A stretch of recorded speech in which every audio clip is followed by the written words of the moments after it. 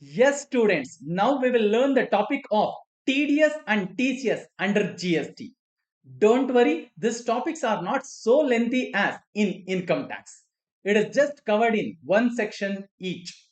First, we will learn TDS and then we will take up TCS, guys. So, the concept of TDS is given in section 51 of CGST Act. So whenever supplier has supplied any taxable goods or services to the recipient, and if recipient is paying more than 2,50,000 to the supplier, in such case, if the recipient is, I have given, recipient need not deduct TDS always, only if the following people are the recipients, they need to deduct TDS. Who are those? I have just given the list in simple.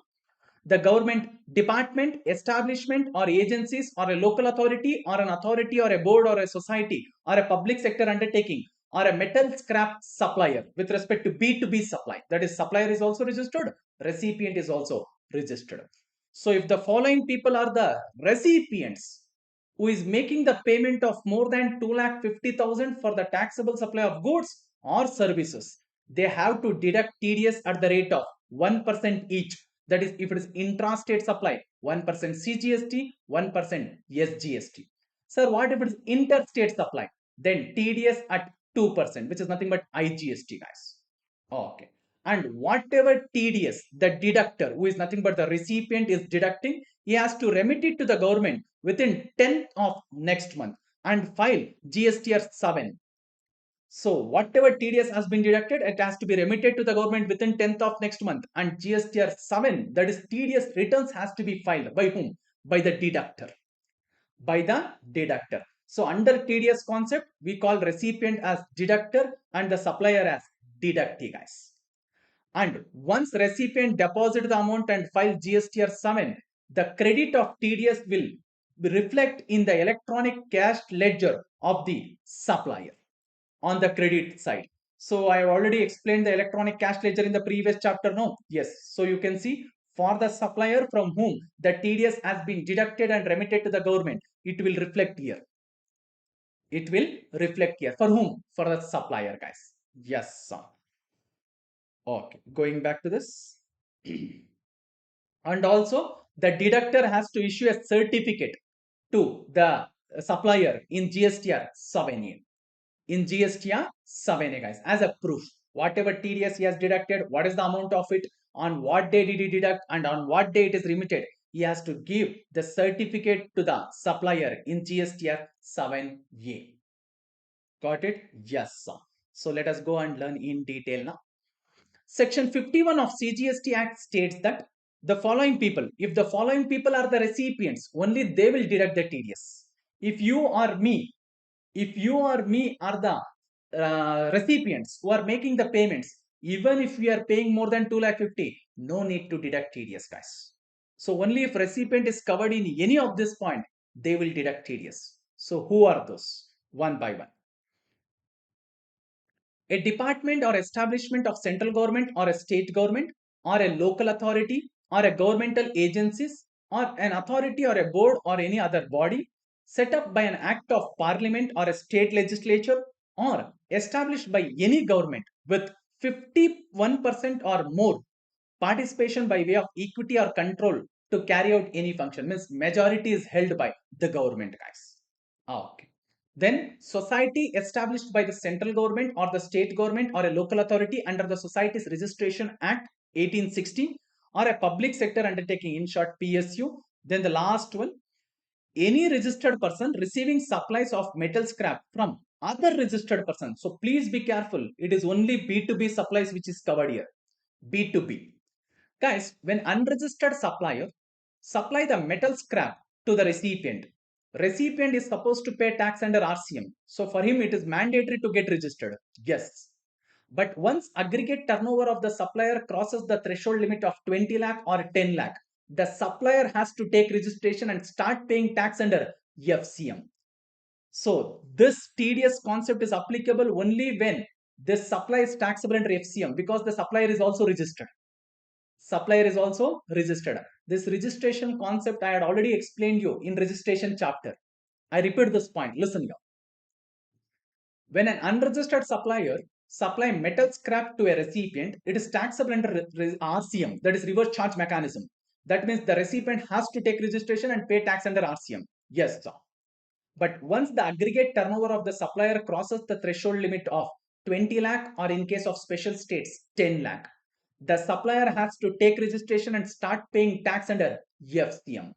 And once suppliers start paying the tax under FCM, then the RCM will stop.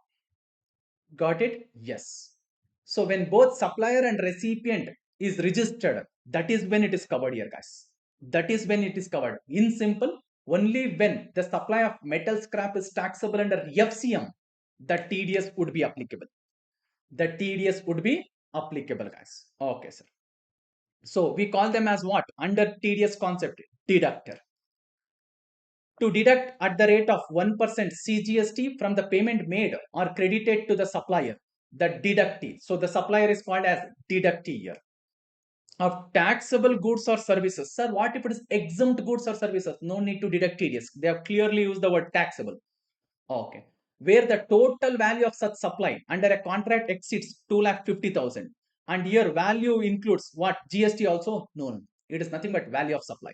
So here value means it is value of supply under section 15, guys, which will not include GST component. Please be careful. We already learned consignment value for e-way bill concept. But here we will not take that value. Consignment value means value of supply plus GST. That is to decide whether we should generate e-way bill or not. But to decide whether we should deduct TDS or not, we should consider only value component and not GST component. Is that clear? Yes, sir. Okay, fine. So, but in the following cases, TDS is not applicable. And please be careful, guys. Only if the taxable value of goods or services, if it is more than 2,50,000, TDS. Sir, what if it is less than 2,50,000? No TDS. Is that clear? Yes, all the conditions has to be satisfied. The recipient has to be the following people. Okay. And the value of taxable supply is more than 2,50,000. Only then TDS would be deducted. Okay. But still, there are few exceptions where TDS is not applicable. When is it so? Government has exempted the application of TDS provision to supply of goods or services or both in the following cases. First one, from a public sector undertaking to another public sector undertaking, whether or not it is a distinct person. So if supplier as well as recipient both are the PSUs, whether it is same PSU or different PSUs, no TDS, guys. So PSU to PSU, no TDS. Okay, next. When the supply of goods and or services takes place between one person to another person specified under section 51, except the person referred to in point G. So if there is any supply between them, whoever is covered from A to F, no TDS. For example, government department to local authority, or local authority to government agency, or to PSU, okay, or any supply between them, whoever is covered in this. The supplier as well as recipient is covered in this list, sir. Then no TDS. But the last case, sir, if by chance if this person is a supplier or recipient, okay, especially if they're recipient, should they deduct TDS? Yes. For example, assume supplier is any one of them, but recipient is this one. Should TDS be deducted? Yes. TDS has to be deducted. Is that clear? Yes. Chalo. Sir, what if supplier is this person, whereas the recipient is assume B, local authority? Should local authority deduct TDS? Yes, guys. So this exception is not applicable for a person covered in point G. Point G is nothing but this one. That is metal scrap supplier, guys. No TDS. Okay, sorry. For a person who is covered in G, there is no exception. Means, is TDS applicable? Yes, if value of taxable supply of goods or services is more than 2,50,000. Next, a proviso. Provided that no deduction shall be made if the location of supplier and place of supply is in the state or union territory which is a different from the state or union territory of registration of recipient. Guys, if location of supplier and place of supply is in one state, we call it as intrastate supply. That means CGST and SGST is applicable. Yes. But recipient is from another state, sir. Recipient is from another state. So if he is deducting TDS, especially the SGST credit, it would be difficult to pass on as two different states would be involved. So that is why they clearly told, if location of supplier and place of supply assume is in Karnataka, whereas location of recipient is in Kerala, no need to deduct TDS. Irrespective of the value, no need to deduct TDS because it would be difficult to pass on the SGST credit, guys. Okay, sir. Next, whatever amount has been deducted has to be deposited with the government within 10th of next month. Okay. Then the certificate of tax deduction at source shall be issued in form GSTR 7A by the deductor to whom? To the deductee. Okay, sir. Next, the deductee, that is the supplier, shall claim the credit in his electronic cash ledger of the tax deducted and reflected in the return of the deductor furnished in form GSTR 7 within 10th of next month. And it has to be filed for every month. So whatever TDS has been deducted by the deductor, he will remit it to the government within 10th of next month, and he will also file GST return, that is TDS returns in GSTR 7. GSTR 7. Automatically the credit of TDS will reflect to the deductee in his electronic cash ledger. And this GSTR 7 has to be filed by the deductor every month, guys. Sir, for a particular month, TDS is not deducted. Still, they have to file GSTR 7, huh? Yes. At least nil returns has to be filed. If at all, if TDS is not deducted for any particular month, still they have to file nil GSTR 7, guys. It has to be filed for every month. Okay, sir. So this is all about the concept of TDS, but there is a connection to RCM, guys. I will just connect it. See, if the following three people, only the following three people, let me mark in different color, blue. Yeah. If the following three people are registered under GST only to deduct TDS, and if they receive any GTA service, that is the transportation of goods by road through GTA or security services, in that case, RCM will not be applicable, guys. RCM will not be applicable. I will just show you. We already learned this in RCM under section 9. I will just show you just a minute. So you can also come back to RCM list. Yes. So in RCM list, first one is GTA services. Correct? Yes. So in that case, recipient includes any person registered under GST. Yes. But I have given other than TDS deductor. Yes, sir. So if it is TDS deductor, whomever three people we covered, no, I just now marked in blue color and showed. If the following people are the recipient who has received the GTS service and they are not providing any taxable outward supply, they are registered under GST only to deduct TDS. Then in such case, the GTS service is exempt, guys, covered in exemption list. It is covered in exemption list. That is why I have given in green color here. Hope you remember this. Okay, same way. If it is security services, just a minute. Yeah, 14th. Security services. So if security services is provided by any person other than body corporate to a registered person, means recipient is registered, means RCM is applicable, but other than TDS deductor and composition supplier. That is, if recipient is registered under GST only to deduct TDS, or if they are registered under section 10, then no RCM, guys. No RCM. Is that clear? Sir, in that case, exemption is provided? No, no. Just to told, no RCM. That means, can it be taxable under FCM? Yes. Okay. So for both these services, that is GTA as well as security services, guys, if a person is registered under GST, that is the recipient is registered under GST only to deduct TDS under section 51, then no RCM. No RCM. Okay. Just a minute.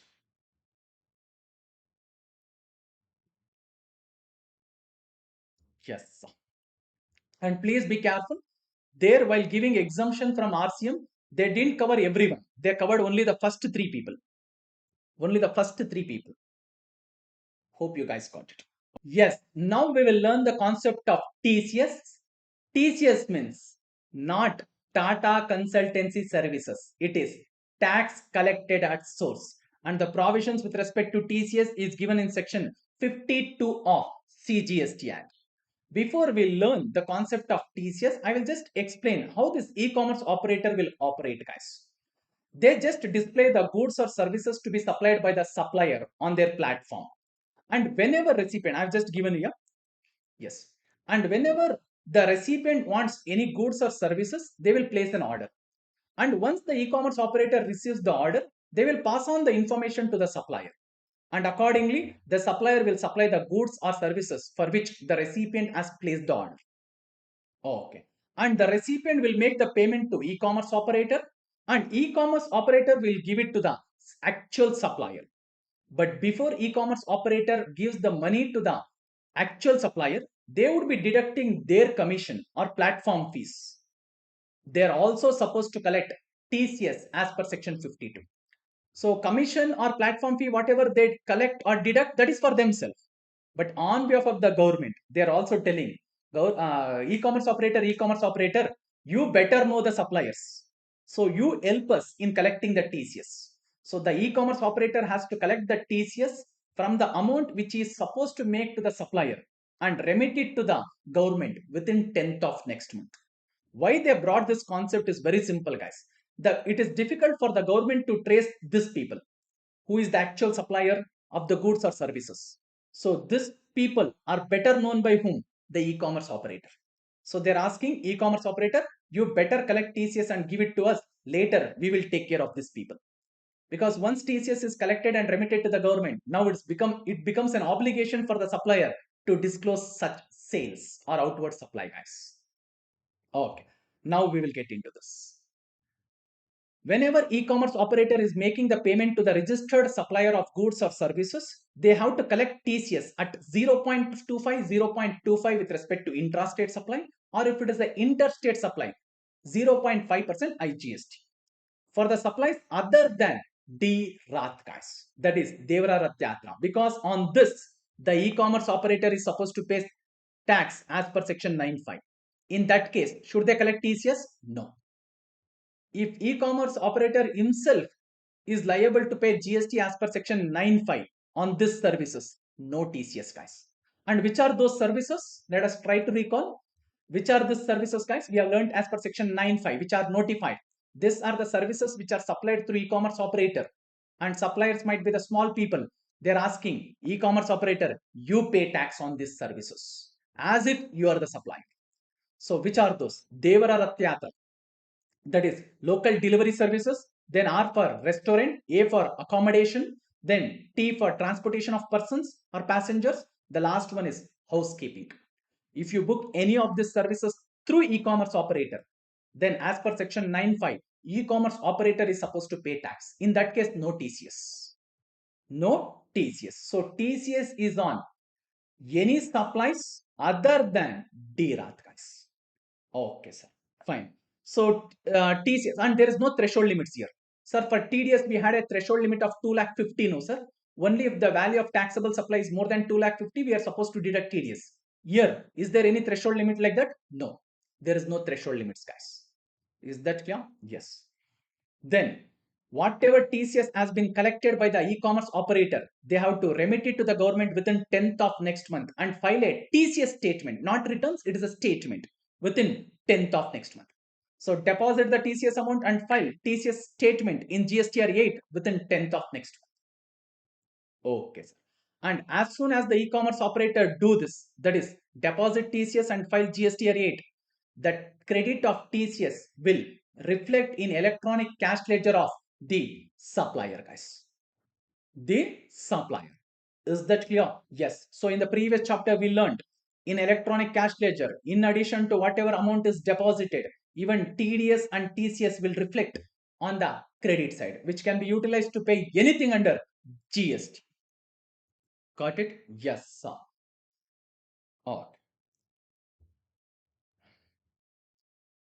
And also, the e-commerce operator is supposed to file an annual statement in GSTR 9B on or before 31st December of next financial year.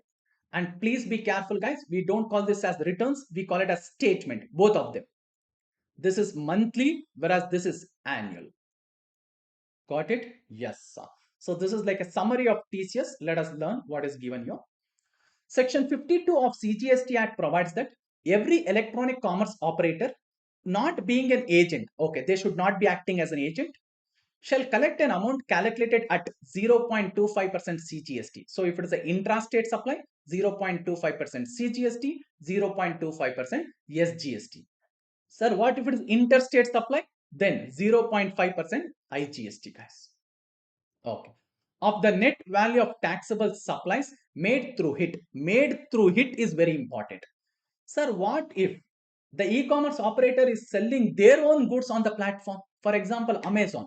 Amazon has listed their own products on their platform, like Amazon Basics. So on that, TCS is applicable? No, guys. In that case, supplier as well as e-commerce operator is same person. So that means, are they making any payment to any suppliers? No. In that case, no TCS. I repeat, if the e-commerce operator is selling their own products on the platform, as they themselves are the supplier, no TCS. Okay. By the other suppliers, okay, only if the supply is taking place through other suppliers, where the consideration with respect to such supplies is to be collected by the operator. So TCS has to be collected. Yes, sir. And one important thing to take care, guys. Assume totally e-commerce operator has collected 1 lakh from the recipient. From which, okay, let me write here. They have collected 1 lakh from the recipient. Okay, sir. And they will deduct 20% commission for their services, which is 20,000. Remaining 80,000, they will give it to the supplier. So now TCS is at 0.25, 0.25 of what? 1 lakh or 80,000? It is 0.25, 0.25 of 1 lakh. Value of supply. Please be careful. Now, while e-commerce operator is giving the money to the recipient, they may give only 80,000 after deducting their commission, because they will be collecting any commission or platform fee. Yes. But TCS is on the value of supply. Please be careful, which is 1 lakh in my example. Got it? Yes, sir. Then explanation. The expression net value of taxable supply shall mean the aggregate value of taxable supply of goods or services or both, other than services which are notified under section 9.5, that is Devara Ratyatra. Because on this, the e-commerce operator himself has to pay tax. Made during any month by all registered persons. So supplier has to be registered, only then TCS. Sir, what if in case supplier is not registered? Then no TCS. Then no TCS, guys. Okay. Through the operator, reduced by the aggregate value of taxable supply returned to the suppliers during the said month. Means if there is any sales returns, we need to reduce it. Assume total sales during the month is 10 lakh, but there is a returns of 1 lakh. So we need to collect TCS on what amount? 9 lakh, guys. Net sales after the returns. Is that clear? Yes, sir. Okay. And one important thing, guys, they are telling only when the supplier is registered, the e-commerce operator has to collect TCS. What if in case, if the supplier is not registered? If it is a Devara Ratyatra services, they are anyway telling e-commerce operator, you are supposed to pay tax. In that case, no TCS. But in any other cases, assume it is other than Devara Ratyatra, but supplier is not registered, then no TCS, guys. No TCS. Because here clearly they are telling only when supplier is registered, collect TCS. Because if supplier is not registered, they are anyway not liable to pay GST. In that case, why to collect TCS? Even if TCS is collected, how will we pass on the credit to them? As they are not registered, they will not have any electronic cash ledger. How will we give the credit to them? Correct? No. Yes. And we already learned when should supplier get registered under GST. In registration chapter, we have learned. Correct? Through a chart I have explained. Let me just go back to that. We'll try to recall just a minute. You can also come to that registration chapter. I had given one chart now. Let us just try to recall. Yes, sir. This one. Yes, guys. So if e-commerce operator is paying tax as per section 9.5, registration is mandatory. Or if they're supposed to collect TCS as per section 52, registration is mandatory. But what about the supplier, sir? Guys, if supplier is supplying Devara Ratyatra services, they are anyway already small. So in that case, they would have not been registered. That is why they are asking e-commerce operator, you pay tax. In that case, should they take registration? Yes. Okay. If it is any other services other than Devara Ratyatra services, then If supplier's turnover is more than threshold limits of 20 lakh or 10 lakh, only then they have to take registration. Sir, what if whether the services is supplied within the state or outside the state? Aggregate turnover limit is applicable to the supplier. If the aggregate turnover is within 20 lakh or 10 lakh, no registration. When there is no registration, no TCS, guys. Okay, fine, sir. Next, goods. If the supplier is supplying the goods through e-commerce operator, check whether it is intra or inter. If it is intra, if the supplier is supplying the goods only in one state, then the threshold limit is applicable. If the aggregate turnover of the supplier is within the threshold limit, they will not take registration. Hence, no TCS. Sir, what if the aggregate turnover is more than the threshold limit? Obviously, supplier has to obtain the registration. In that case, the e-commerce operator has to collect TCS. Okay. Sir, what if goods is supplied outside the state? Then supplier mandatory registration. Irrespective of his aggregate turnover, supplier has to take registration. In that case, e-commerce operator has to collect TCS. Is that clear, guys? Yes. So you should be knowing when supplier is supposed to take registration when he is supplying any goods or services through e-commerce operator. Because only if supplier is registered, e-commerce operator has to collect TCS on it for whatever payments he is making to the suppliers after collecting it from the recipient. Is that clear? Yes, sir. Come back.